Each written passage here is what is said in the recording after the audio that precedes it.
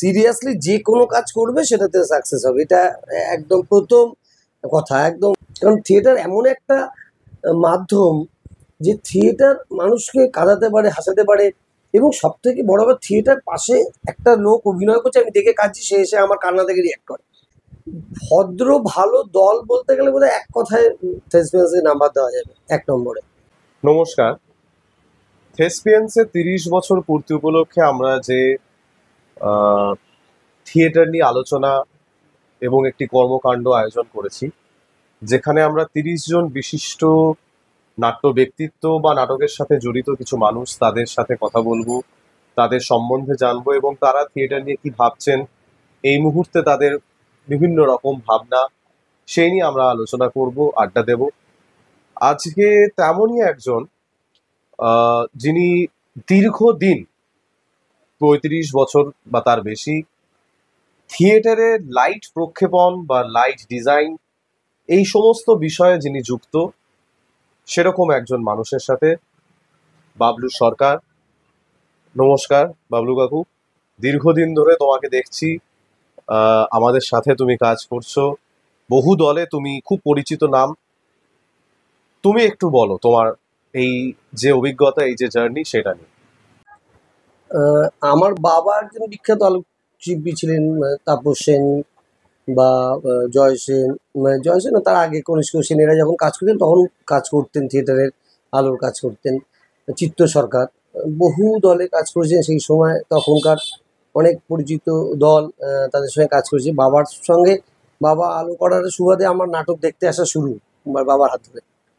ওই নাটক দেখতে আস্তে আস্তে আস্তে আস্তে বাবার কাজ দেখতে দেখতে ইন্টারেস্ট তৈরি হয়, তারপরে থিয়েটারে আলোর কাজে আসা। তোমার এই কাজটা শুরুটা কিরকম, কবে থেকে শুরু করেছো সেটা কি বলো? হ্যাঁ, 89-এ আমি আসতে শুরু করি, প্রথম 89-এ। 89-এ তখন ম্যাক্স মুলার ভবন ছিল, জার্মান অ্যাম্বাসি, আমাদের বেগবাগান মোড়ে তখন ছিল, এখন ওটা পার্ক স্ট্রিটে চলে গেছে। ওখানে জার্মান অ্যাম্বাসি ছিল, ম্যাক্স মুলার ভবনে একটা নতুন নাটক নামবে। জার্মানি থেকে একজন ডিরেক্টর এসছেন, ভোলফাং মেরিং বলে, তা মেরিং সাহেব উনি ওই নাটকটা ডিরেক্ট করবেন। নাটকটা হবে রবীন্দ্রনাথের ডাকঘর, কলকাতার সংবর্ত বলে একটি দলের সঙ্গে টাই আপ করে। তো এই মেরিংয়ের সঙ্গে কাজটা দিয়ে আমার শুরুয়াত, মানে আমার জীবনের প্রথম কাজটাই ওনার সঙ্গে, কারণ বাবা তখন ওখানে কাজ করতেন ম্যাক্স মুলার ভবনে। তা ওখান থেকে ওই তখন আমার বাবার সঙ্গে সঙ্গে যাওয়া, ওই প্রথম ওই কাজ আমি বাবার সঙ্গে দেখতে দেখতে, ওই কাজ থেকে আমার থিয়েটারে আলো করার জার্নিটা শুরু হলো।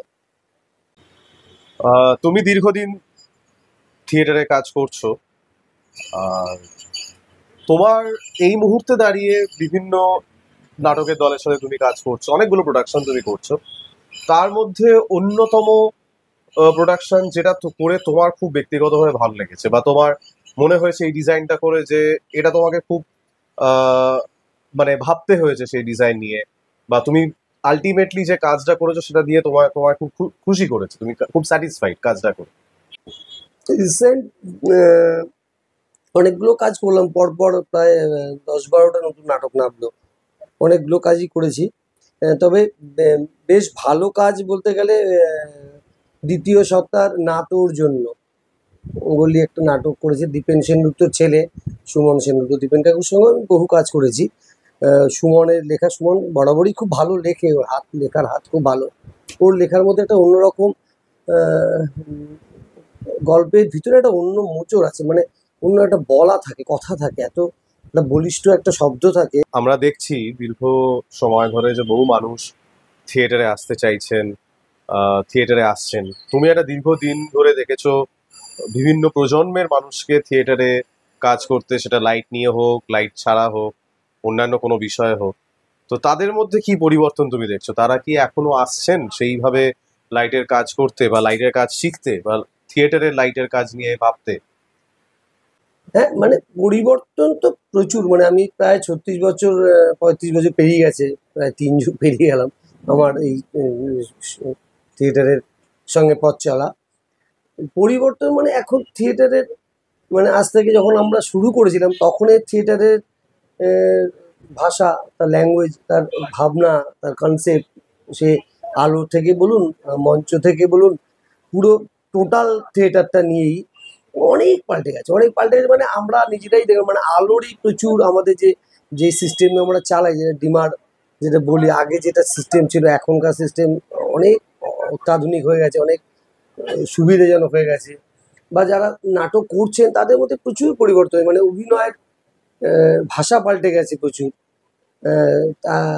সেটের বিভিন্ন রকম চেঞ্জেস এসছে, বিভিন্ন রকম অত্যাধুনিক জিনিস দিয়ে বিভিন্ন রকম লোকের সেটের ভাবনা ভাবছে। এবং এখন তো অনেক সময় যেটা দেখা যাচ্ছে, অনেক মঞ্চের ক্ষেত্রে রিয়েলিস্টিক ব্যাপারটা থাকে না, যেটা আজ থেকে 30-40 বছর আগে, 50 বছর আগে খুবই রিয়েলিস্টিক কাজটাই হতো, খুব কম হতো সাজেস্টিভ ভাবনা। এখন সেটাকে রিয়েলিস্টিকটা এমন ভেঙে দিয়েছে, এমন এমন করে হচ্ছে, তা সত্যিই চমৎকারও বলা যায়, কিছু কিছু যায়, কিছু কিছু ক্ষেত্রে হয়তো সেটা একটু যে সব কিছুরই যেটা ভালো আছে তা খারাপ আছে। তো পরিবর্তন সব দিক দিয়ে হয়েছে, মানে অভিনয়ের, স্ক্রিপ্ট রাইটিংয়ের জায়গা থেকে, মঞ্চসজ্জা, আহ, আলো, আলোর অত্যাধুনিক আলো এসছে এখন। ফলে সব দিক দিয়ে থিয়েটারে একটা অদ্ভুত পরিবর্তন এসছে।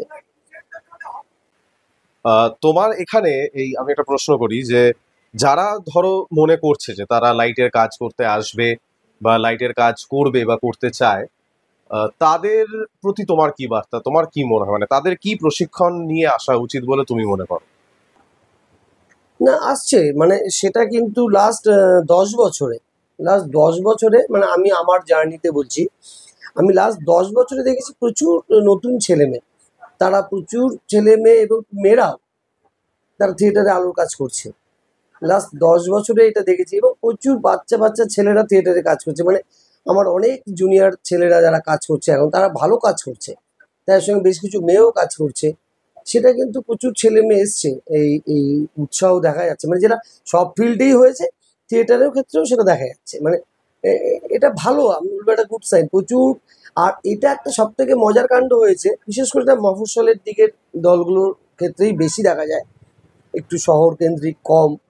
ঘটনাটা হচ্ছে কি, প্রচুর ছেলেমেয়ে থিয়েটার করতে এসছে প্রথমে, প্রচুর ছেলেরা, বিশেষ করে আমার যারা পরিচিত প্রচুর, তারা থিয়েটার ভালোবাসতো, থিয়েটার করতো, কিন্তু কোথাও ভালো লেগে বা কোথাও মনে হয়েছে এটা একটা উপার্জনের একটা সোর্স অফ ইনকামের জায়গা করা যায়, সেই জায়গা থেকে অনেকে টার্ন করেছে প্রফেশন, আলো করছে। ওই তারা অনেকেই আছে, মানে আমি অনেক ছেলে মেয়েকেই চিনি, তারা অভিনয় করে, এখনো করে, তারা থিয়েটারে আলোর কাজ করছে এখন, এবং সেটা খুব ভালো।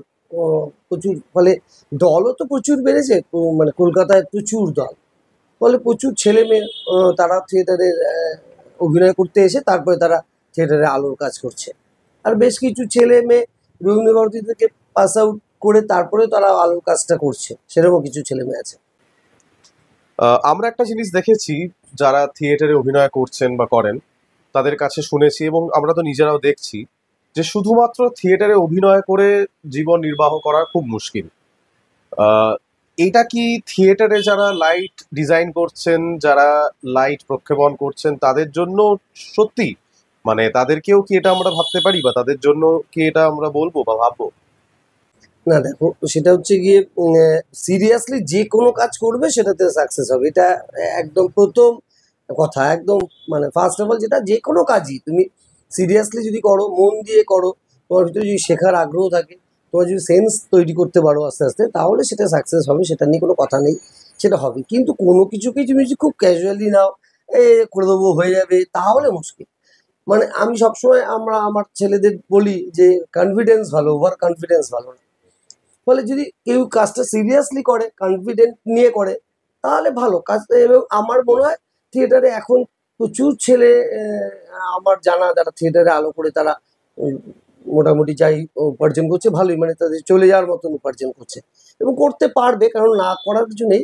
তবে হ্যাঁ, প্রচুর মানুষ চলে এলে হবে না, কারণ গণ্ডিটা তো খুব সীমিত, দলটাও সীমিত, বা আমাদের যারা খুব সীমিত। এখন যদি একসঙ্গে যদি কথা কথা বলছি, ধরুন 500 ছেলে চলে এলো থিয়েটারে আলো করতে, তাহলে তখন দেখা যাবে যে সবার কাছে সেই পরিমাণ কাজ গিয়ে পৌঁছবে না, মানে একটা ক্রাইসিস তৈরি হবে।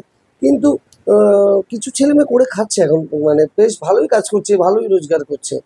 এখন তো থিয়েটারে পয়সাও অনেক বেশি, আজ থেকে 30-40 বছর আগে, 50 বছর আগে, বা আমার যখন পথ চলা শুরু হয়েছে, তখন তো কোনো রকম গ্রান্ট ছিল না। কোথা থেকেও। ফলে যারাই করতো খুব ভেবে চিন্তে করতো। এখন যদি প্রতিটা দল বছর একটা করে ফেস্টিভ্যাল করে, একটা দল ফেস্টিভ্যাল করলে 10টা নাটক হলে 10টা দলে 10জন টেকনিক্যাল পার্টে কাজ করছে, সেটের লাইট সেট ড্রেস মেকআপ, তারা কিছু কিছু টাকা ওই গ্রান্টটা পাচ্ছে বলেই ফেস্টিভ্যালটা হচ্ছে। ফলে নাম্বার অফ শোজ অনেক বেড়েছে। ফলে নিরাশ করার মতো কিছু নেই, কাজ করতে পারে, কোনো অসুবিধা নেই, মানে এই হয়ে যাবে এটা করে। আমরা দেখেছি একটা অভিনেতাদের মধ্যে থিয়েটারে যারা অভিনয় করছেন তাদের মধ্যে আমরা একটা ব্যাপার দেখেছি যে শুধুমাত্র থিয়েটারে অভিনয় করে জীবিকা নির্বাহ করা খুব মুশকিল হয়ে যায়। এটা লাইটের ক্ষেত্রে কতটা সত্যি বা তুমি কিভাবে দেখছো? না, এটা একদমই ঠিক কথা। এটা আমাকেও অনেকেই বলে যে বাবলুদা তুমি এত কাজ করো কি করে, আমরা তো প্রচুর কাজ নিতেই পারি না। তার একটা অন্য ব্যাপার আছে, মানে এটা বুঝতে হবে ব্যাপারটা।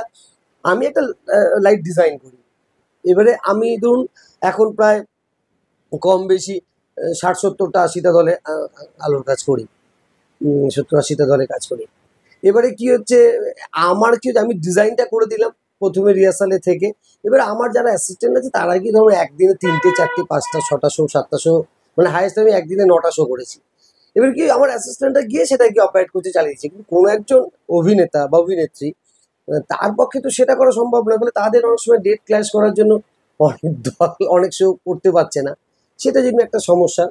আর একটা যেটা সমস্যা হচ্ছে সেটা হচ্ছে গিয়ে, সত্যি কথা বলতে কি, থিয়েটারে অভিনয় করতে গিয়ে যে পারিশ্রমিকটা দল দিতে পারে বা দেয়, বা মোটামুটি যাদেরকে দেয়, সবাইকে না, কিছু কিছু ব্যতিক্রম আছে, সেটা করে থিয়েটারে শুধু সেটা করে একটু চাপ, মানে কয়েকজন হয়তো, মানে এখন দেবশঙ্করদার কথা বাদ দিলাম, সঞ্জিতার কথা বাদ দিলাম, এরকম কয়েকজন আছে, বা আমার সুমন, আমার বন্ধু, ওর কথা সুমন সিংহ রায়, ওর কথা, এরকম কয়েকজন আছে। বাকি যারা করে তারা কটা দলে করবে, 10টা দলে করবে, 15টা দলে করবে, তাদের মাসে একটা বা দুটো শো হবে, কত টাকা দেবে, 2000-3000 টাকা করে দেবে।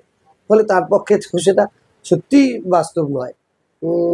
ফলে সেটা শুধু অভিনয় করে সে হয়তো একজন দুজন হতে পারে, কিন্তু সবার ক্ষেত্রে আমার মনে হয় একটু চাপ হয়ে যাবে, সিরিয়াসলি একটু চাপ হয়ে যাবে। বহু দলের সাথে তুমি কাজ করছো তুমি বললে, এবং আমরা জানিও একসাথে 12টা 14টা নাটক তুমি করো বা করেছো, এখনো করছো। তো সেখানে থেসপিয়ান্সের সাথে কাজ করে তাদের সাথে কাজ করার অভিজ্ঞতা নিয়ে তুমি যদি কিছু বলো।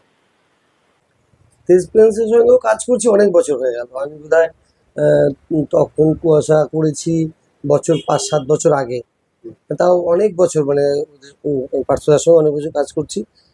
মানে পার্থদার সঙ্গে কাজ করে যেটা মজা লেগেছে, মানে সত্যি কথা বলতে গেলে, ভদ্র ভালো দল বলতে গেলে বোধহয় এক কথায় থেসপিয়ান্সের নাম্বার দেওয়া যাবে 1 নম্বরে।